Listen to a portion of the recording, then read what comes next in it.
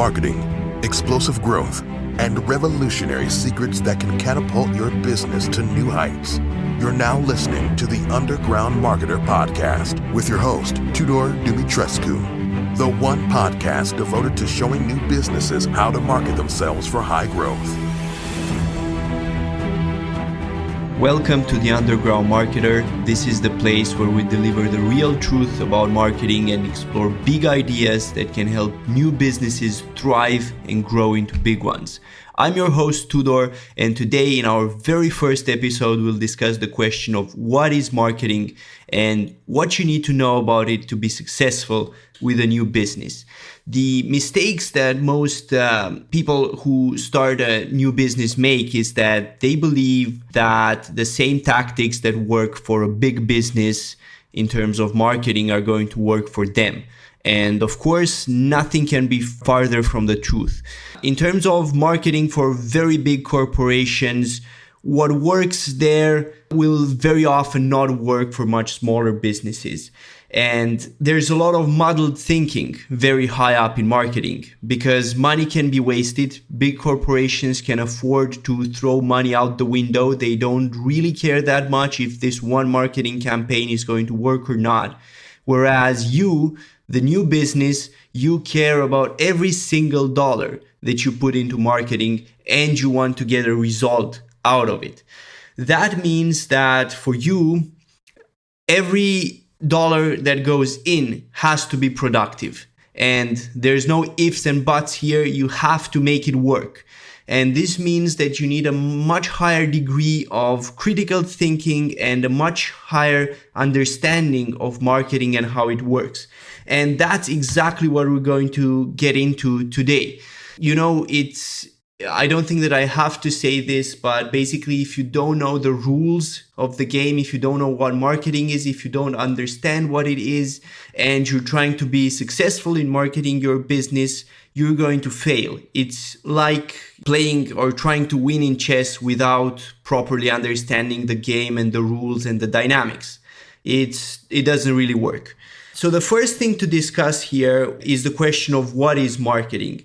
And very simply, I look at it as bringing buyers and sellers together. So markets are formed of both buyers and sellers. But if you just have buyers and sellers and they don't interact with each other, they don't exchange with each other, then there is no activity in the market. So marketing is precisely this force that brings the buyers and the sellers together and gets them to interact. The way I look at it is that marketing is what actually puts the action into the market. So a lot of people start by having this wrong mindset that marketing is somehow trying to screw someone over or to trick the buyer into buying something that he doesn't need. And this is going to put a lot of roadblocks for you. Number one, it's going to hold you back. If you think that you're doing something that is wrong, subconsciously you will always find a way to sabotage yourself. That's number one. And number two, with that understanding, which is not the proper understanding, you're not going to be able to understand what's going to truly move the needle in your business and actually allow you to do effective marketing. So we need to move to a more correct understanding. And that starts with basically understanding that marketing is a very valuable activity and our economy would not work without marketing. Marketing is what actually makes buyers and sellers exchange goods with each other and what gets our economy going. So it's a super positive activity and it should be encouraged because it helps people access value that they wouldn't access otherwise. And that's what exchange means. The other thing to note here is that marketing is also about always encouraging people to increase their standards, which is what leads to society progressing.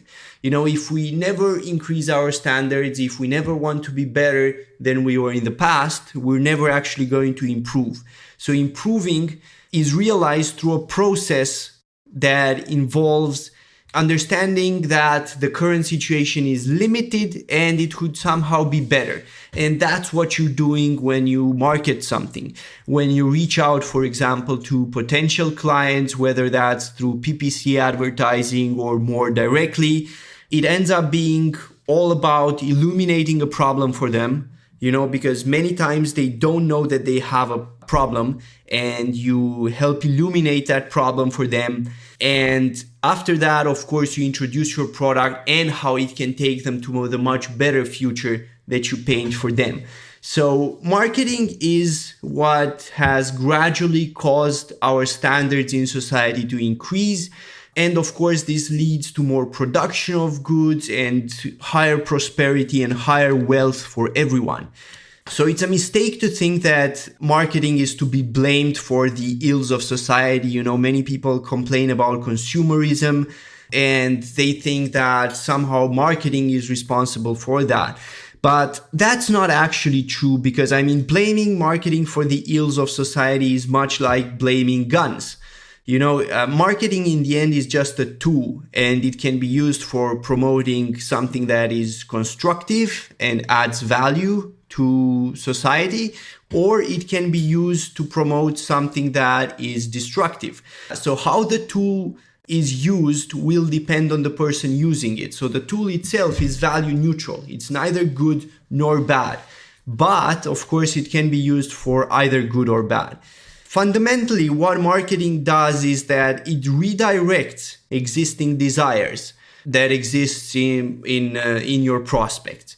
So marketing is not, this is another fundamental mindset mistake that people make about marketing, when they think that marketing is somehow about creating some new desire into a person. And of course that this doesn't actually happen. We never create new desires in people. And all the time, what we do is that we find existing desires and we find ways to redirect those desires towards our product. So for example, let's say that you are selling a toothpaste. You do not invent the desire and you do not cause the desire for white teeth that people have. That desire already exists out there, and your job is to identify it and then direct it towards your product. So you could say that your toothpaste is the number one toothpaste that actually makes your teeth white. So somebody who wants to have white teeth, they will come in and they will buy your toothpaste. The mistake that many will make here, especially new business owners, and they will waste a ton of money, is that they will think that I have to make people want this product, whichever product I have. I somehow have to get them and create this desire in them for my product. And that's not really possible. Changing what people desire and what they want, that's more the result of education. So it takes education, it takes a very long time and a lot of resources invested in order to actually be able to change people's values and therefore change what they desire. So changing desire is not something that's economically viable. You simply don't have the resources to change people's desires. Advertising as a whole, so if you think about marketing as a whole, so the marketing that everyone does, that can change people's desires. So I mentioned earlier how marketing has gradually caused our society to raise its standards in the past. So yeah, that is an effect, but it's an effect of marketing as a sum total. As a percentage of that, you're minuscule. Even if you're a Coca-Cola, even if you're a giant corporation, you're still a very tiny segment of that overarching marketing. So your effect is almost negligible. So for all practical purposes, you cannot change people's desires when you try to market them. When you try to bring buyers and sellers together, you don't have to, and you actually can't do it by seeking to change their desires. Leave that for education. Instead, the more effective approach is to understand their fundamental desires and discover what they truly deeply want, and then position your product so that it fulfills those deep seated needs and desires. And that's what the best marketers do.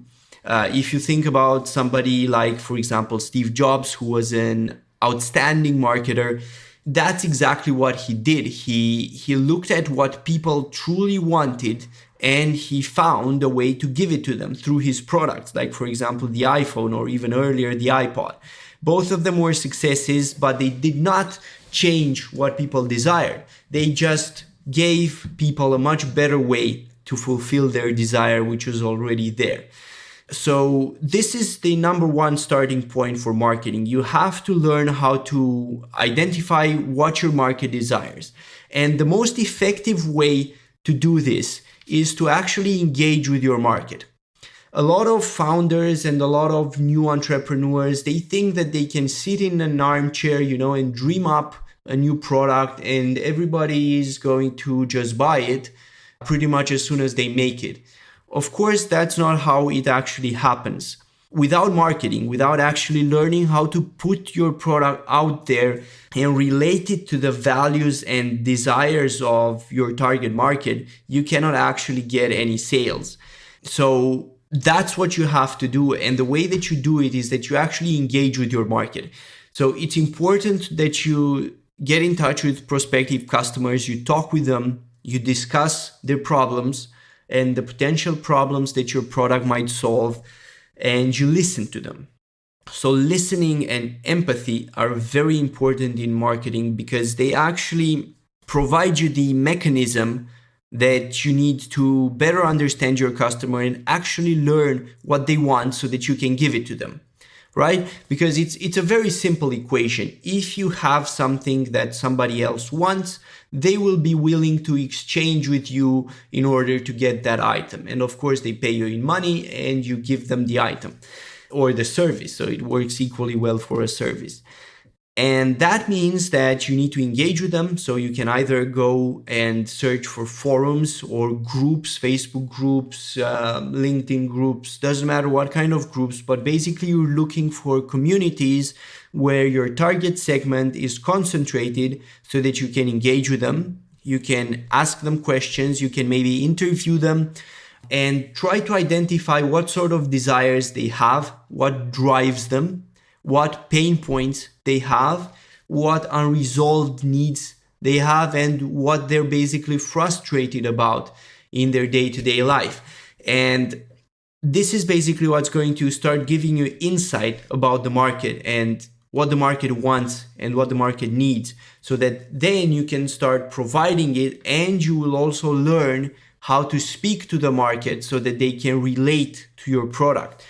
Because this is the other error people make, because you can have the greatest product in the world, you can have the cure to cancer, but if you don't know how to communicate that, and here's what I mean by communicating, if you don't know how to go through people's objections, like say that you tell somebody you have the cure to cancer, they will object to it. They'll think, oh, you're probably trying to trick me. So if you don't know how to communicate with people so that you get them to take action and you learn how to overcome their limiting beliefs, you're not going to be an effective marketer. And that takes a lot of skill, because marketing fundamentally is about values. And it's about understanding what is meaningful to people and how you can use that to get people to improve their lives. We talked earlier about how marketing can be a tremendous force for good, and this is exactly what that means. So when you do it successfully, you, as a marketer, you get to understand very deeply what people's needs are, what their frustrations are, and then you become able as a producer to provide a solution for that and effectively communicate it to them so that they actually buy it. And they grow your business. It brings greater productivity into the whole world and basically makes everybody richer, and that's the fundamental bit that everybody has to understand. So if you have this old, let's say, conception of marketing that you're going to trick people to buy your product, or you're going to somehow convince them against their will, That's never going to happen. So real marketing, if you want to do it, then you have to dig deep into your market, interact with those people, and understand what they're going to need. Practically, for you, I mentioned before that you should seek to interact with your market. You have a few ways to do this practically. So if you know people personally or through your acquaintances who could benefit from your product, then you should interview with them. You don't have to do it formally. Like, you can do this as if, for example, one of your friends, you think that they could benefit from it. You can start to gradually talk around the topic with him and see what sort of frustrations he has with existing solutions, if he thinks it's a problem, if he would be willing to spend money to solve it, and so on. So marketing is actually also involved in creating your product. And this is another thing that people don't understand. People think that you can just go ahead and create your product and the marketing will come later. But you actually have to incorporate these values that your product will help fulfill into its construction. So it has to be in there from the initial design. And in order to do that, you truly need to understand the people that you're going to serve and what they truly want. So I mentioned that interacting with someone one-on-one, that's a way that you can learn more about marketing. Interacting with people in groups or on forums or on Reddit, Quora, all these places, those are also valid ways to basically explore the market and make sure that you get to understand it. The other way that's really significant here is to look at other competitors or other people who are trying to serve the same market. So for every kind of product that you have, maybe you don't have a direct competitor because your product is innovative or whatever, but you're going to have substitute products. I mean, other ways and other mechanisms that people are using to solve the same problem. So let's take an example. So for example, weight loss. Right? In weight loss, you can have somebody who takes a pill, for example, to lose weight. And a substitute good for that would be, for example, an exercise program that's specifically designed to lose weight, or a diet.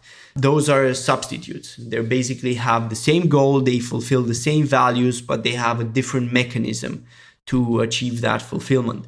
So you identify what the substitutes are, you make a list of them, and then you can proceed to go search for them and see what people say about them, right? So for example, again, the weight loss example, if you identify that a certain weight loss program is really popular nowadays, for example, and you have an alternative to it that you want to promote, it would be a very good idea to go to people who have taken that weight loss program and ask them, what did you like about it? And more importantly, what didn't you like? What do you wish was better? And by doing this, and you can, by the way, also do this by looking at reviews, by listening into the conversation that people are having in groups and so on. So there's a lot of ways for you to gain this knowledge. You can get a deeper insight into the hidden pain points that they have and the frustrations that they have. And this will enable you to actually find practical ways to solve those with your product. In addition, this also enlightens you to the kind of language people use to describe their problems. So going back to the weight loss example, if you can find, for example, that somebody says, let's say, my weight keeps me up at night, I can't sleep, I have insomnia, I feel disgusted about my body, and I really wish that this could be different, then that's the sort of language that you could use in your own advertising to basically connect with the audience and make sure that your message resonates with them. We're going into this in a future episode, but the basis of this is that whenever you market to someone, the first thing, the entry point, is getting their attention. And you get their attention by making sure that what you're communicating is relevant to them and they can identify it in their mind. So basically what comes out of your mouth and what already exists in their mind is the same. So that's why it's very effective if you use their language. By using their language, you show them that, look, I'm one of you, I understand you, I'm actually thinking the same thing that you're thinking. And that's what gets their attention and then gets them open to the idea of your product. And of course, through the rest of the marketing process, they get prepared and ready to actually buy your product to solve their problems. So that's about it for today's episode. And I'll just do a brief summary now at the end, so you guys have the essentials and you can remember the essentials. So remember that marketing fundamentally is about bringing buyers and sellers together and making these exchanges possible. And it's actually what makes our economy work. So it's not a force for evil. It's not about tricking people. It's about showing people how they can get what they need, and basically through this exchange, making the whole world better off and more productive and more prosperous. Trade makes everybody more prosperous. We each get what we need from each other, and that's what's actually making the economy grow. And finally, I will remind you of this idea that with marketing, you're not seeking to create a new desire in someone, but rather you're seeking to identify what kind of desires they already have and then redirect those desires towards your own product or service. And marketing here is really about values. You have to understand people, what their needs are, what their frustrations are, how they're feeling. So the skills of listening and empathy and connecting with your market are going to be really important. So it doesn't matter if you do this one-on-one, you do it through groups, through Facebook groups, through LinkedIn. What is important is that you interact with your market, you understand what your market needs, and then you focus on providing that and effectively communicating that to your market. And how do you effectively communicate? Well, we covered a little bit of it at the end, but the entrance point for it is that you have to use similar language to what your market already uses to think about the problem. That's going to make them resonate with you. They'll feel understood and they'll feel that you are like them. And all these three factors which I mentioned are very effective in persuasion, and they're going to help you basically scale your business and sell a lot more than you currently do. So that's about it. With this framework and with this mindset about marketing and this understanding of what marketing is, you can build a solid foundation. So stay tuned for the next episode, and until next time, keep growing your business and providing massive value to the world. Remember, you are the reason why we're all growing richer, our freedoms are expanding, and we're all living in greater prosperity. So it's all thanks to entrepreneurs like you. So keep going.